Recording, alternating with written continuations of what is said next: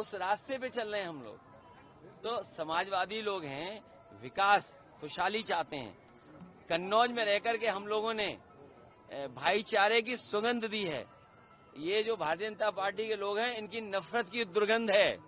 मैं तो कन्नौज के सुगंध वाले लोगों से कहूंगा, ये भारतीय जनता पार्टी की दुर्गंध को हटाएं। अभी तो थोड़ी हटाई है, अगली बार और हटा दो, जिससे कि कन्नौज का विकास रुका हुआ आगे बढ़ जाए। आप बताइए, दुर्गंध पसंद करते हैं इसीलिए गौशाला बना रहे हैं, हम सुगंध पसंद कर रहे थे इसलिए इत्र पार्क बना रहे थे। बताइए, ये सांड पकड़ रही है सरकार के नहीं पकड़ रही है? आप खुद जानते होंगे। नहीं पकड़ रही है, उसका भी पैसा खा जा रहे हैं। तो इसलिए हम लोग सुगंध पसंद करने वाले लोग हैं, इसलिए परफ्यूम पार्क बना रहे हैं। ये दुर्गंध वाले लोग हैं, ये दुर्गंध वाले लोग हैं, इसलिए ये तो योगी जी का पार्टी टाइम है हमारे और आपके लिए। समाजवादी पार्टी के अध्यक्ष अखिलेश यादव के गौशालाओं को लेकर दिए बयान पर सियासत तेज हो गई है।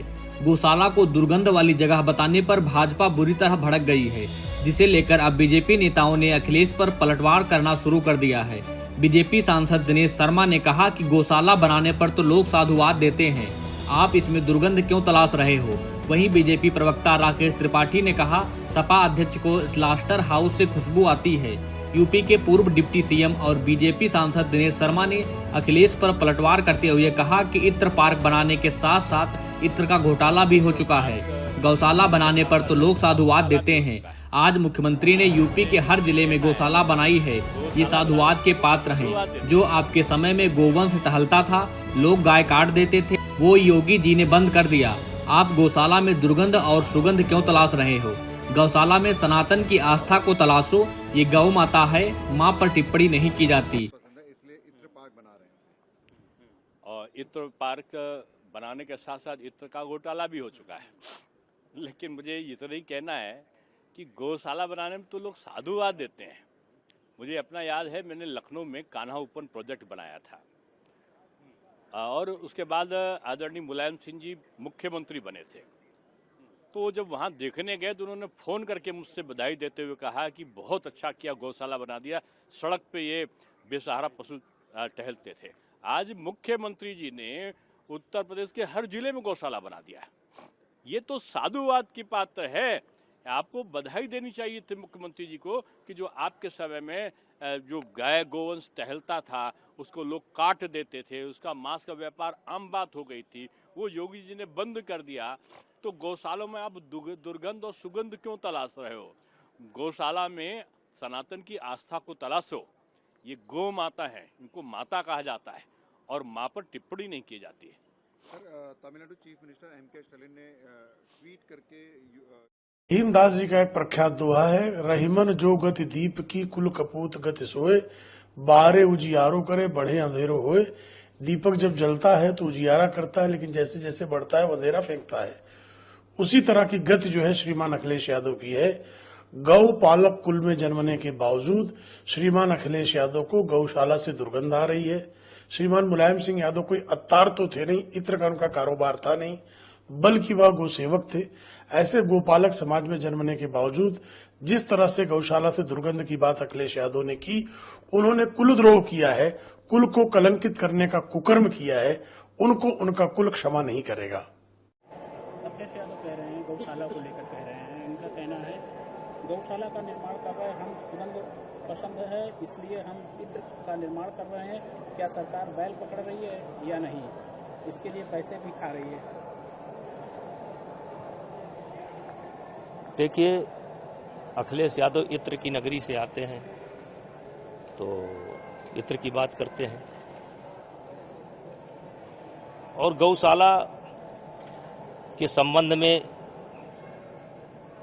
एक तो अखिलेश यादव जी कहते क्या है स्पष्ट नहीं होता है कि क्या कहना चाहते हैं। क्या गऊ से दुर्गंध पैदा होती है या गऊ के गोबर से दुर्गंध पैदा होती है या किसी अन्य चीज से दुर्गंध पैदा होती है? उनका सवाल या उनका उत्तर स्पष्ट नहीं है। हमको लगता है कि वो कहना कुछ चाहते हैं और कह कुछ रहे हैं।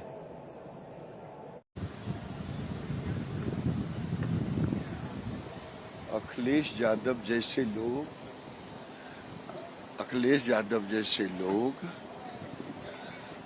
वोट के खातिर कुछ भी कर सकते हैं। जरूरत पड़े तो नमाज तो पढ़ना शुरू ही कर दिया है। जिस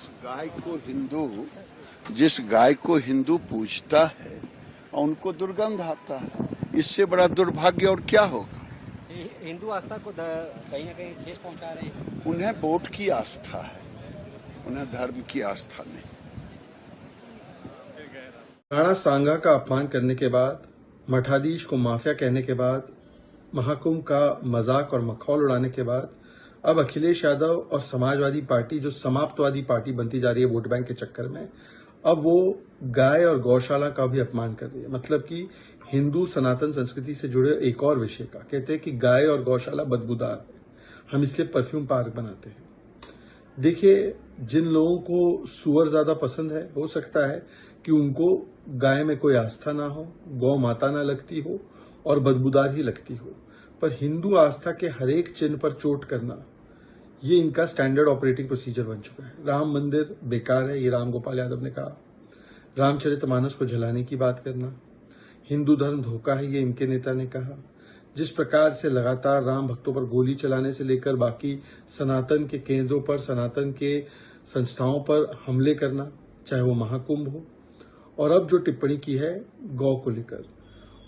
महात्मा गांधी भी गौ रक्षा के लिए और गौ की सेवा के लिए आग्रह करते थे, तो क्या वो भी गलत थे? क्या वो भी बदबूदार मानते थे? देखिए, ये भारत की संस्कृति और भारत के सनातन का हमेशा मजाक उड़ाना, मखौल उड़ाना, और इसलिए उड़ाना ताकि वोट बैंक की ताली मिल सके, तो हिंदू आस्था को गाली देते रहो, ये इनका स्टैंडर्ड ऑपरेटिंग प्रोसीजर बन चुका है। इसके लिए उनको माफी मांगनी चाहिए।